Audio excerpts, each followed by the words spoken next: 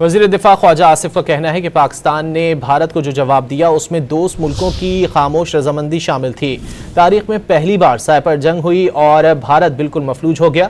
निजी टीवी से गुफ्तगू में वज़ीर दिफा का कहना था कि मोदी का सियासी सरमाया ख़त्म हो गया। अमरीका समेत तमाम दोस्त ममालिक हमारे साथ ऑन बोर्ड थे।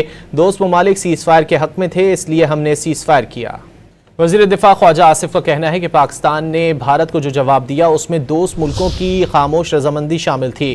तारीख में पहली बार साय पर जंग हुई और भारत बिल्कुल मफलूज हो गया। निजी टीवी से गुफ्तगू में वज़ीर दिफा का कहना था कि मोदी का सियासी सरमाया ख़त्म हो गया। अमरीका समेत तमाम दोस्त ममालिक हमारे साथ ऑन बोर्ड थे। दोस्त ममालिक सीज़ फायर के हक़ में थे, इसलिए हमने सीज़ फायर किया। वज़ीर दिफा ख्वाजा आसिफ का कहना है कि पाकिस्तान ने भारत को जो जवाब दिया उसमें दोस्त मुल्कों की खामोश रजामंदी शामिल थी। तारीख में पहली बार साय पर जंग हुई और भारत बिल्कुल मफलूज हो गया। निजी टीवी से गुफ्तगू में वज़ीर दिफा का कहना था कि मोदी का सियासी सरमाया ख़त्म हो गया। अमरीका समेत तमाम दोस्त ममालिक हमारे साथ ऑन बोर्ड थे। दोस्त ममालिक सीज़ फायर के हक़ में थे, इसलिए हमने सीज़ फायर किया।